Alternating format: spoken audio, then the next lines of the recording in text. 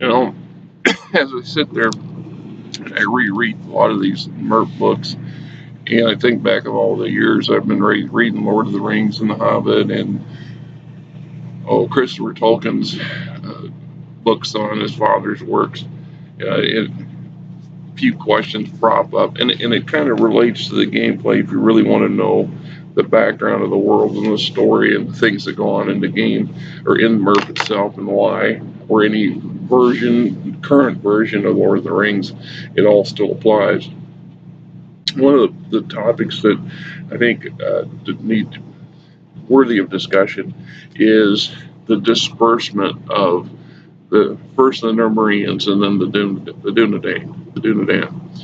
We can go back and go to the great depths of them being the first human tribe or first house of the humans who went west to aid the elves in their centuries of conflict against Morgoth, the Dark Enemy, and their rewards, among them the rewards of their sacrifices and their valor was the island of Nurmur and the elevation of their culture to that of high men, or as close to elvish ideal as humans are capable of getting and reaching. Now, that sort of thing aside, from the game perspective, from the world perspective, the Numerians, for years, for a better part of several centuries or a millennia, were a strongly ocean-going, sea-based culture, and they had this imperial mindset. This is not unlike the British Empire at the height of its exploration and colonization. And in aspects that few places in Middle Earth didn't come under the influence, or at least the indirect influence of Nurmur and the Dunedain. So when you look at the source books and the modules of areas of Endor that are not directly related to Gondor or Arnor, it's surprising how much influence these people had and still do have over those cultures and those regions. And in part, it's because they settled as colonists, as peaceful conquerors, which in a lot of aspects, that's what the British Empire did, more than they did by the sword. They conquered quite a few places by the sword. They enforced their peaceful colonization by the sword and the musket, so to speak. And I'm not going to get into a detail and discussion of that subject because some of you guys are from England and know your history far better than I do. But the premise is still not unfounded. It makes sense. Tolkien, being English, obviously, used what he knew, as any good writer does, to his advantage.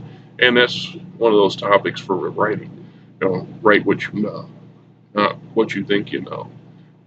Or make up things as you go, but make it solid in some sort of foundation that's logical to the human mind. You can get into some pretty obscure stuff, and people will buy into it if you got a good story, if you got a good voice, but it's not always sustainable, and it's harder to do than you think. That being said, so the Dunedain established colonies and direct or indirectly took over or conquered or absorbed many of the lesser human races. So when I look at the human races in Lord of the Rings, now this occurs in every hack and slash, every fantasy RPG that I've encountered. Humans are the baseline neutral race, and everybody else's advantage and disadvantages are revolving around what the baseline of the humans are. But within the humans, as we know from the real world, there's a huge diversity of strengths and weaknesses. And in in Dungeons and Dragons, we don't quantify that as much. They leave that up to the individual worlds. So if I use Faerun as an example, Forgotten Realms, we have the dominant Western human cultures, the civilized human beings. We have the ancient Eastern cultures of their version of Japan and China. We have the ancient human cultures of the central Mediterranean regions of Middle Earth or of Faerun, which would be their version of the ancient Egyptians and Sumerians and so on and so forth. And they trivialize, no, lightly touch on things like uh, high culture versus low culture. And traditionally in Faerun, that's where the barbarians come into play. Anybody that's not considered civilized or heavily cultured, i.e., city people, or related to indirectly to city people, the urban human becomes a barbarian. Okay. Well, in Middle Earth, we have three distinct versions of humanity, as far as I can tell. And you have the high men culture, which is those who can direct or indirectly descendant or claim ties to Nurmur and the Dunedain later. Uh, the average non-Hyman. This is the second house, the second sons of humanity or whatever, and this is the lion's share of your cultures, your Dunlandings, your Rohirrim, the woodmen of uh, the forest, lake town, the Harridan, the Easterlings, the untold numbers of Eastern and Southern cultures fall into that secondary category, and which is like typical today. It's a bit of a hubris on the part of the so-called high culture, the high men, who dictate that we are the better people than these guys because we've got more knowledge and information, but their history is no less as strong. We have those underlying arguments and disagreements in the modern era. It's much more prevalent 100 years ago than it is today because we do a better job of hiding it. We're trying to sweep it under the carpet. But in truth, a lot of our European ancestors believed themselves technologically and intellectually superior to everybody else. When in truth, that was a fallacy. The Chinese, as an example, had a running culture of nearly 4,000 years, and they had high technology at some point here and there. They reached some pretty high levels of development, and we always considered them as barbarians. The same thing held true to the Mediterranean countries, which later became European, but the Roman Empire, it was high culture of its era. And yet we know that in Central Africa there was another culture that developed into a fairly high culture, although like a lot of them, it didn't last. And then there's the arguments for the descendants of the ancient races in and around the Mediterranean, especially northern Africa and in the Middle East, where these cultures that go back to the pre-Roman days were considered high culture of their era and somehow were surpassed by their neighbors or other people and no longer so on. So in the Lord of the Rings or in Middle Earth, we see the Numerians and the Dark Numerians and the Dunedain, which are all the same people. There's just their alignment or their political differences sets them apart from each other, but they all fit in that same category.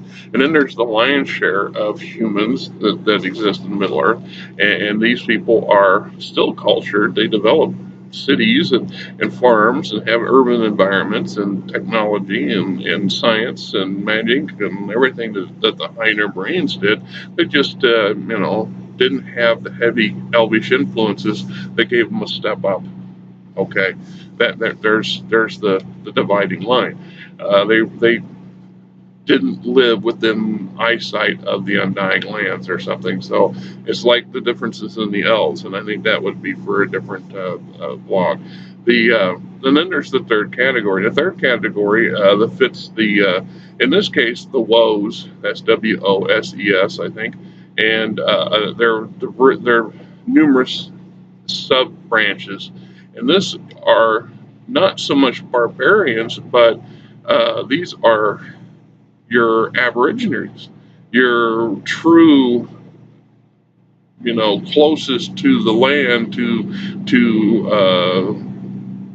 existing within the requirements of their environment, as opposed to conquering and mastering their environment, which are more cultured, advanced humans have a tendency to do.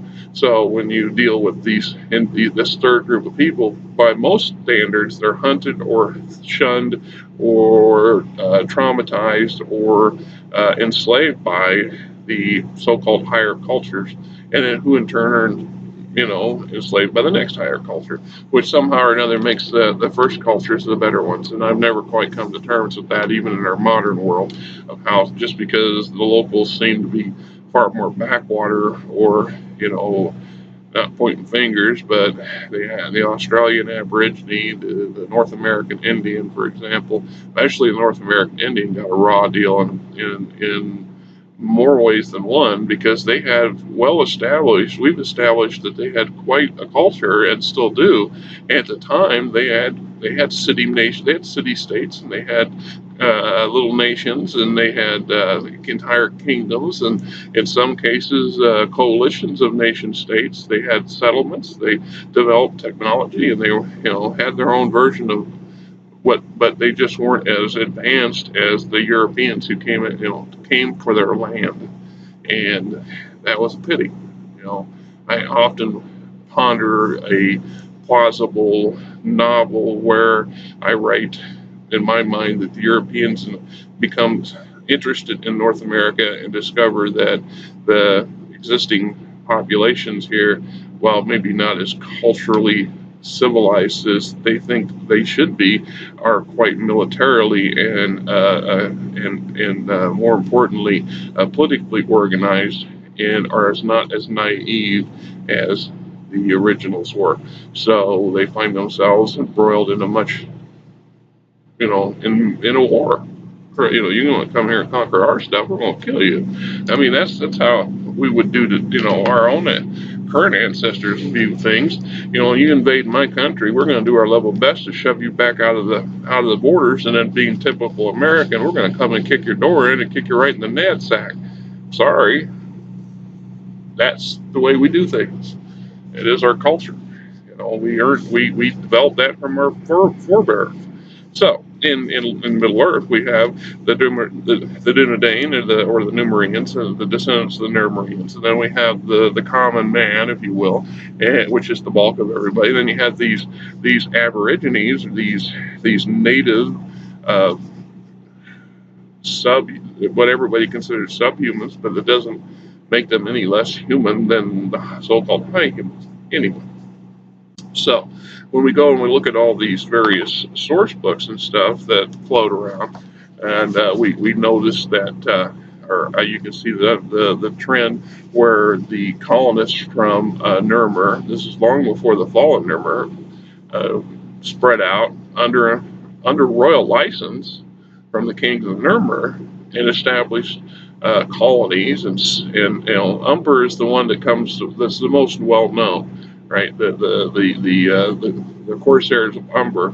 Well, Umber was settled by Numerians, and quote later became what they consider Black Numerians. And in the references meaning, of course, is Numerians who came under the influence of the dark of Sauron, indirectly or directly, and thus were no longer considered of the light, if you will, and their descendants. And of course, Gondor has been in conflict, or was in conflict with Umber for as long as it existed, and still was into the Fourth Age until Aragon conquered it again. And after that, well, we don't know, because we don't have a history of what took place after Aragon. Other than the first few decades of Aragon's existence, we don't know what takes place in the future. And that would be left up to gameplay, I guess, if that's what you want to look at it as. Now, the importance here being is that we see, from gameplay perspective, enclaves or entire countries that rival Gondor and Arnor for science and magic and military power and political, control of their areas. And later, it's through these client states that Sauron gathers that large contingent of humans that show up at the Battle of Minas Tirith and in other engagements throughout the history of the War of the Rings and prior decades and centuries.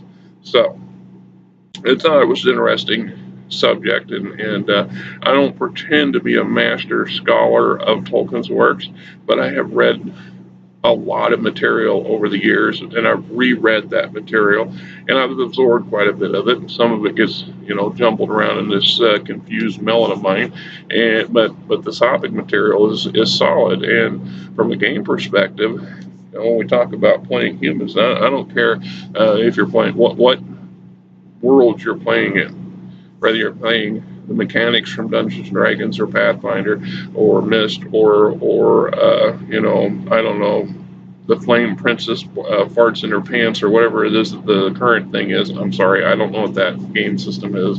There's so many of them out there now, I can't even begin to scratch the surface of them. The game material, the source material, the style, there's nuances and differences to all of it, but we treat humanity in a certain light because that's traditional mindset from what we find in every game system ever created. So, something to think about. If you debate that, if you disagree with me, if you have your own opinions, by all means, place it in the comments section. Tell me off. Explain to me how I'm wrong, or build on what I've laid out here, because isn't that what we're here to do? So, thank you for listening, and back to the show. Hey.